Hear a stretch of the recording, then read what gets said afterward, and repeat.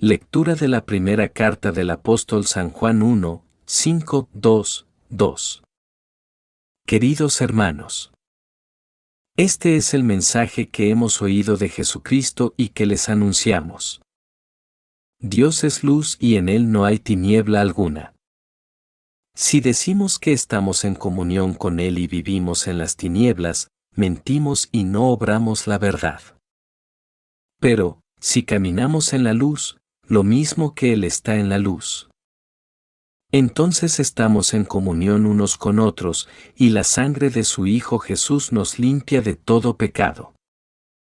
Si decimos que no hemos pecado, nos engañamos y la verdad no está en nosotros. Pero, si confesamos nuestros pecados, Él, que es fiel y justo, nos perdonará los pecados y nos limpiará de toda injusticia. Si decimos que no hemos pecado, lo hacemos mentiroso y su palabra no está en nosotros. Hijos míos, les escribo esto para que no pequen. Pero, si alguno peca, tenemos a uno que abogue ante el Padre. A Jesucristo, el justo. Él es víctima de propiciación por nuestros pecados, no solo por los nuestros, sino también por los del mundo entero. Palabra de Dios. En clave de historia de salvación, como dice el título, en la liturgia de este día aparece el tercer testimonio en favor de Cristo, el Dios, voy a decir así, humanado. Es el de los niños inocentes de Belén, sacrificados por orden de Herodes el Grande, que pasaron del regazo de sus madres al abrazo de Dios y forman parte del cortejo del Cordero sin mancha que describe el Apocalipsis. A propósito de la historicidad del trágico episodio de los inocentes, los expertos en Biblia anotan que no se menciona en ningún otro escrito canónico o profano. Semejante, voy a decirlo así, brutalidad está en armonía con el carácter de Herodes, un ser patológicamente celoso de su poder. Varios de sus familiares, incluso hijos, fueron asesinados por orden suya. Según el historiador Josefo, pues él describió a Herodes con los tintes más negros que le fue posible. Por eso resulta difícil de explicar la ausencia del inocente de Belén en Josefo. En consecuencia, habría que tomar en cuenta la posibilidad de que los hechos del capítulo 2, como dice Mateo, sean una presentación simbólica de la mesianidad regia de Jesús a la que se oponen los poderes seculares. La oposición terminaría por lograr sus fines en la pasión de Jesús. Este tipo de narración teológica se apoya con el uso del texto del Antiguo Testamento. Estamos ante un relato del Evangelio de la infancia de Jesús que comienza con el recurso estereotipado del ángel del Señor que habla en sueños a José. Como podemos recordar, los hechos históricos se interpretan en clave de historia de salvación de Dios. Jesús recapitula la historia de Israel y en él se cumplen las escrituras como nuevo Moisés salvado de la muerte, que liberará al pueblo de la esclavitud.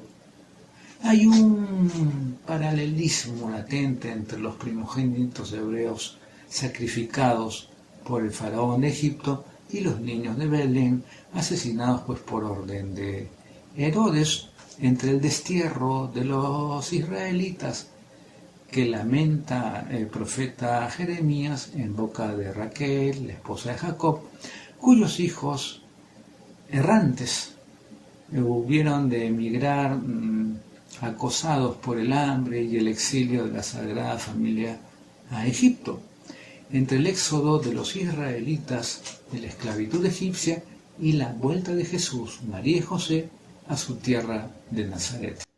Lectura del Santo Evangelio según San Mateo.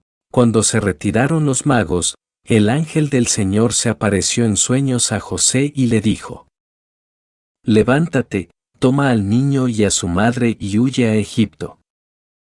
Quédate allí hasta que yo te avise, porque Herodes va a buscar al niño para matarlo. José se levantó, tomó al niño y a su madre, de noche, se fue a Egipto. Y se quedó hasta la muerte de Herodes para que se cumpliese lo que dijo el Señor por medio del profeta: De Egipto llamé a mi hijo. Al verse burlado por los magos, Herodes montó en cólera y mandó matar a todos los niños de 2 años para abajo, en Belén y sus alrededores, calculando el tiempo por lo que había averiguado de los magos. Entonces se cumplió lo dicho por medio del profeta Jeremías. Un grito se oye en Ramá, llanto y lamentos grandes. Es Raquel que llora por sus hijos y rehúsa el consuelo, porque ya no viven.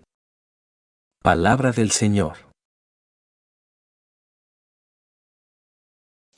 Más todavía, los inocentes de Belén remiten al Cordero Inocente que tomó sobre sí los pecados del mundo en su largo camino hacia la cruz del Gólgota, y son un símbolo también de tantas víctimas inocentes sacrificadas por diversos medios: terrorismo, guerras, prácticas abortivas.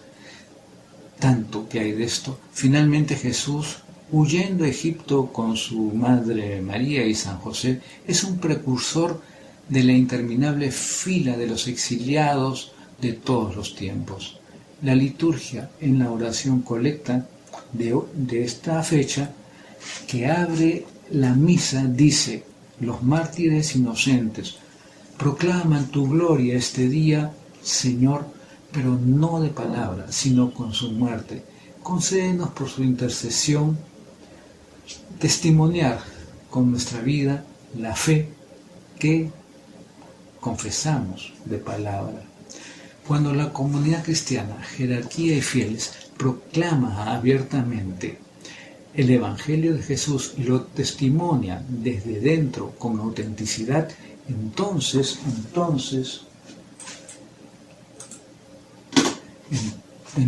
casi por necesidad la Iglesia se hace incómoda al poderoso de turno. San Pablo advertía a su discípulo Timoteo: todo el que se proponga vivir como buen cristiano será perseguido. Eso está en la segunda carta de Timoteo. La persecución religiosa es una constante histórica con múltiples formas. Con frecuencia se ha tratado de manipular la religión, unos poniéndola al servicio de sus intereses, otros amordazando violentamente a los testigos de la palabra o intentando comprar el silencio de los cristianos ante la injusticia y la violación de las libertades y derechos humanos. Así se crea la Iglesia del silencio, no solo en los regímenes totalitarios, sino también en otros que se dicen libres y democráticos inclusive. Fiel a la denuncia profética y al propio testimonio, la comunidad eclesial, cada uno de nosotros, ha de mantener una actitud de colaboración con toda causa justa del hombre, sirviendo siempre a la verdad, libertad, progreso humano y liberación integral, y hacer todo esto sintiéndonos gozosos de sufrir por los ideales evangélicos. Este es el testimonio del amor cristiano, sí, que vence al odio del mundo.